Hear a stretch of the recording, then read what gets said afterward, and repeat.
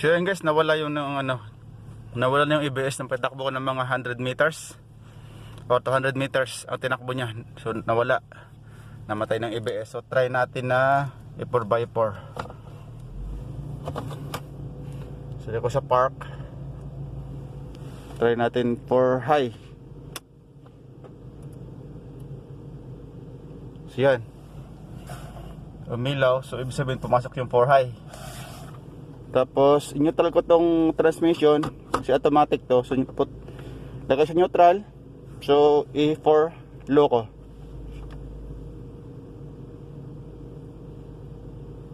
So walang action. So try ko na i-drive.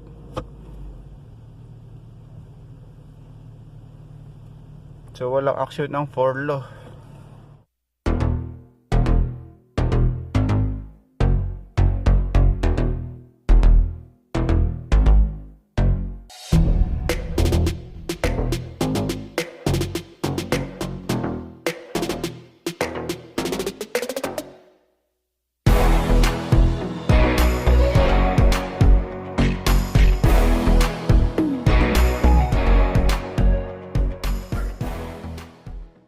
So hello guys, meron ngayon bagong kakalikotin. Bali ito yung Toyota Fortuner 2018. So kung makita nyo, ayan nagpa-flashing yung 4 low, ABS, traction, saka tire monitor. Bali dami nag-iilawan sa cluster. So bali stock up ito yung 4x4 nito. Ito yung issue nya, 4x4 stock up. So bali ang unahin mo nating titingnan itong sa ABS. Kasi merong konektado itong 4 low or 4x4 sa ABS. So ito yung muna ating checkin kung bakit umiilaw yan. Baka may problema ang electrical ito sa ABS sa lahat ng sensor. So yan muna ating checkin. So tara guys, ating checkin muna ito. So bali guys, kaparyoso ng Toyota Hilux 2016 ang transfer case or actuator, 4x4 actuator ng Toyota Fortuner. Pareho lang sila. So bali ito yung nag-stack up sa 4x4 high, itong Toyota Fortuner. So kasi pag inikot tong propeller, ayan na. So ibig sabihin walang problema yung sa ABS, yung sinasabi ko kanina, kasi umilaw din yung ABS kanina sa cluster. So walang, bali related kasi ang ABS saka sa 4x4. Bali naging problema talaga yung 4x4, kita mo stack up. Ayan, naka-stack up yung 4 high, 4, yung front. Ayan,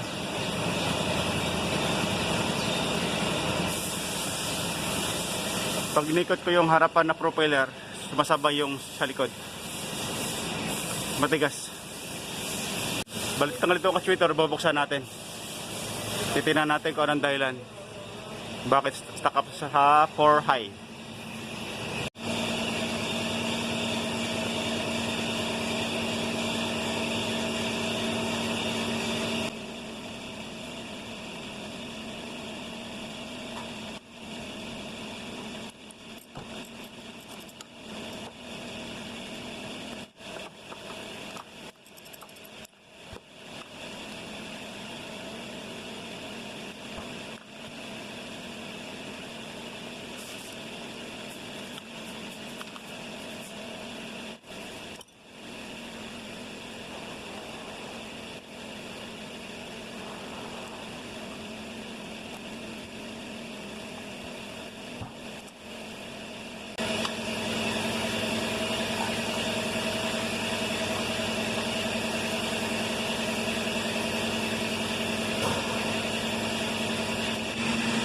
Stuck up sa 4 high itong rod. 4 high stuck up siya.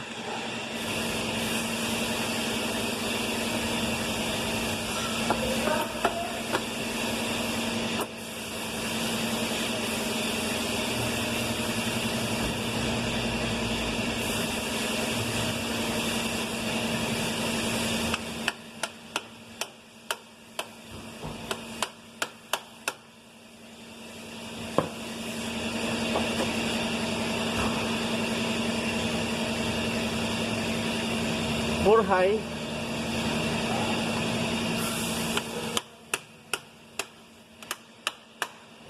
Okay. Pumasok na siya. Pumasok sa 2 high. Pag nakasagad 2 high yan. At to, o nga 2 high.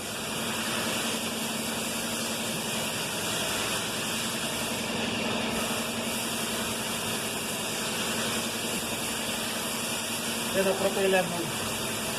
So yan kasi yung propeller umikot, hindi sumasabay ito. Ibig sabihin nakatuhay na siya.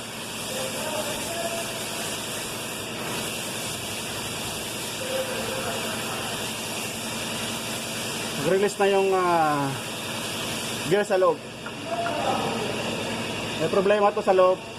Transfer case.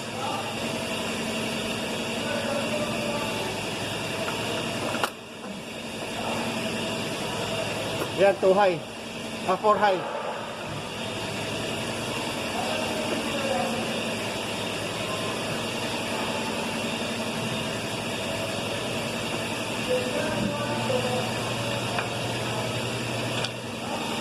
Sumasabay. Naka 4 high to.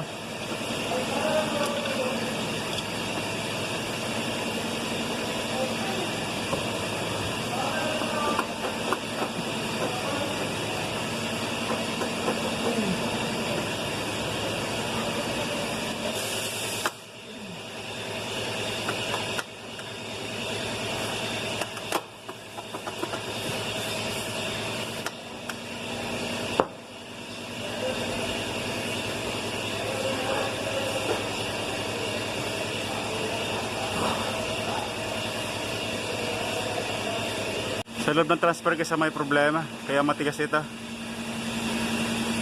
Matigas siya hilahin, matigas na siya ipasok. Kaya kailangan ito ibubuksan. So pag may time guys, ipapakita ko rin ito paano pagbubukas nito o paano kung ano naging dahilan kung bakit nag-stack up ito. Papakita ko kung maabutan ko yung gumagawa. Papakita ko anong naging problema niya. So ito na, binaba na nila. So ito na naging problema, kaya matigas. Matigas ipasok, matigas hilahin. Asa na ba 'yon? Ito tata. Ito. Nagkaroon ng kanal, ay ng tawag ito. Yan ah. Kaya matigas hilahin, matigas pasok. Ito, nag-stack up na yung bulitas.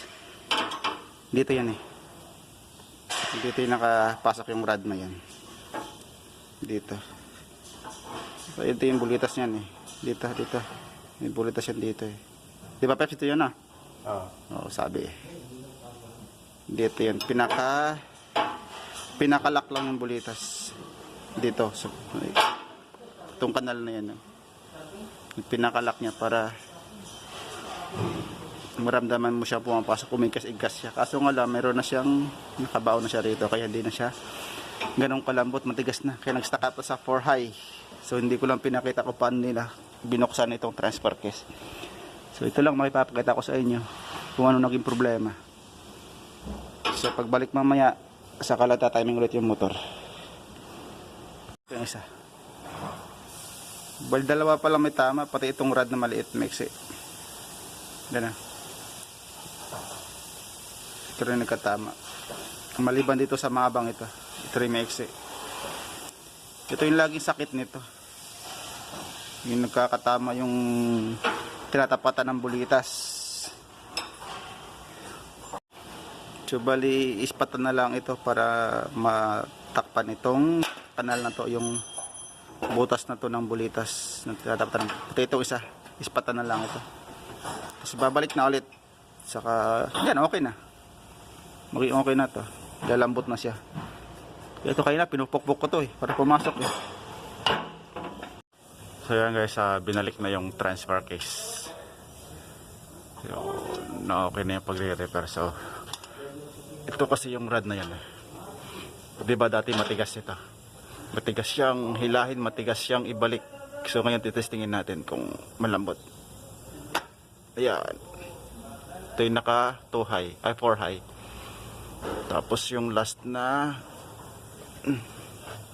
hila, ayun, yun 4 low. Ibalik ka, ayun, sobra yan, yan naka 4 high sagad. So dapat nito galawin guys, dapat naka neutral lang transmission. Automatic man o manual transmission, dapat naka neutral para madali nyo siyang, para mayroong freewheeling ang loob, hindi nagpapanlaban. Saka pag yung motor dito, pag balik yung motor, dapat nakalubog ito, dapat naka 2 high siya pagbalik ng motor, ng actuator motor. So bali ito yung ano, so bali ito yung kanyang actuator motor. Ito ang guys ay mayroong timing din ito, ang pagbabalik may timing. So bali ito muna unahin yung kabit doon, itong housing na to. Tapos pangalawa kasi yung susunod yung pagbabalik, pagkatapos ng kabit ito, itong sunod na ibalik niyo. Ito yung gear, ito may timing. Ayan, kung mapapansin nyo, ito dalang guhit na ito, sabay ito guhit din yan eh. So patay ko yung ilaw. Ito, saka ito mapapatapat yan dito. Ito, yan o. Saka ito, saka ito, tatapat nyo itong ganyan o.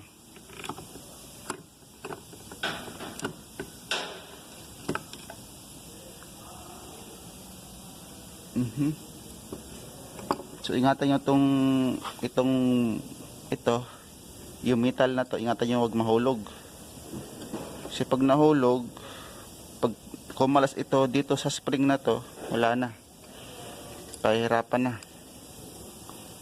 Kaya dapat huwag yung ingatan nyo na mahulog, kasi naka ano ito, naka ganun position ito, naka taob ang position pag nakakabit, pag nagkakabit.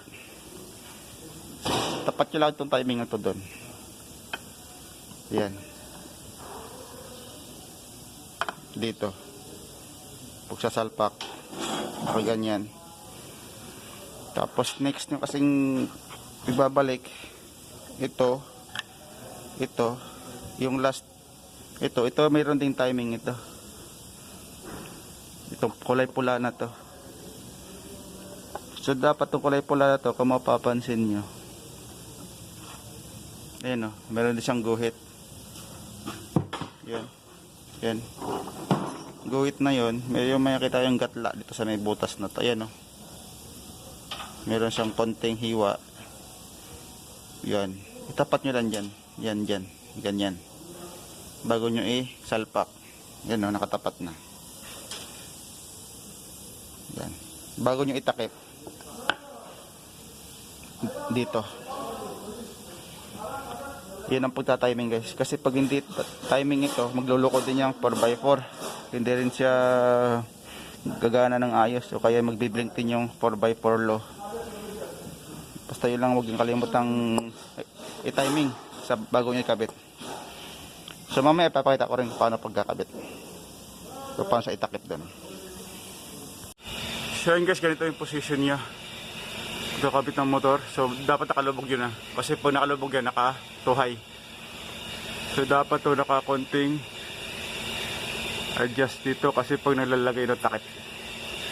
So yan, tapos ito yung gear na to. So sabi ko kanina, ito mapapatapat dito yung dalawa nito. Mapapatapat itong yan, nakaganyan. So ingatan nyo to na wag mahulog. Kasi pag nahulog to, pag nahiwala itong spring na to dito sa metal na yan, ala, pahirapan ka magbalik nito. So ito timing niya, ito ring timing nito. So tapos sa pula kanina, doon din naka-timing yon, yung sa may guhit. So hindi ko siya maibidyohan pagkakabit kasi wala tagahawak ng camera. So mamaya papakita ko na lang, o update ko na lang kayo pag na okay na yung 4x4. Pag natatransfer na ang ilaw mamaya sa cluster na. So tara guys, testingin natin So kinabit ko na yung kinabit na yung transfer case. So nakabit ko na lang yung motor. Tingnan natin kung okay na ba yung ginawa, yung ni-repair. So meron siyang umiilaw, yung ABS, traction, saka tire monitor, engine light. So hindi pa nakaandar. Start natin.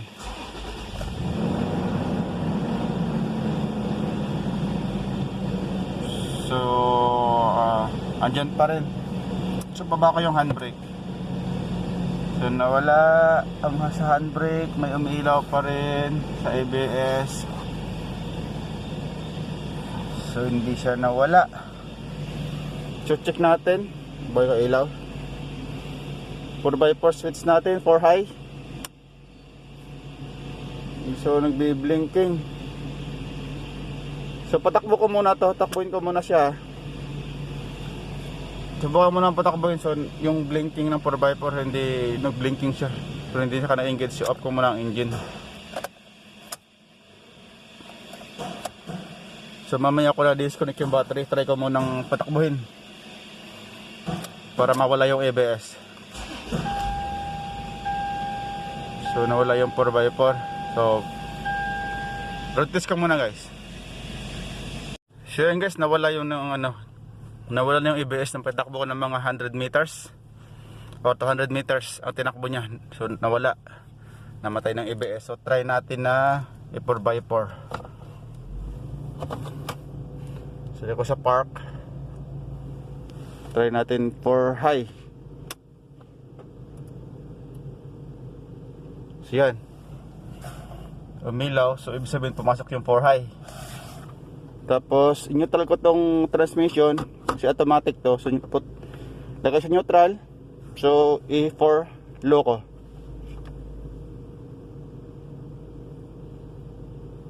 So walang action. So try ko na i-drive.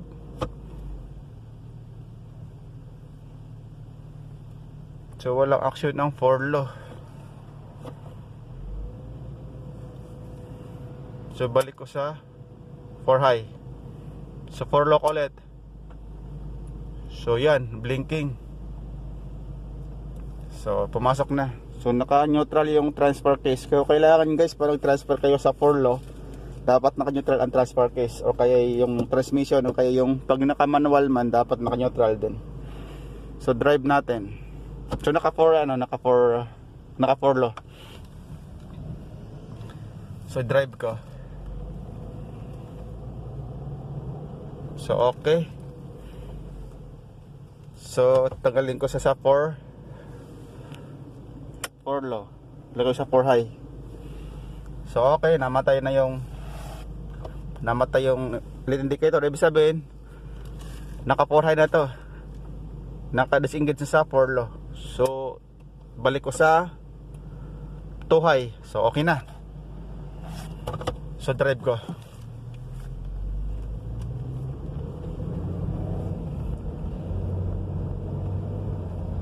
So okay na guys. So patay ko muna, mamaya na ulit. So bali okay na guys.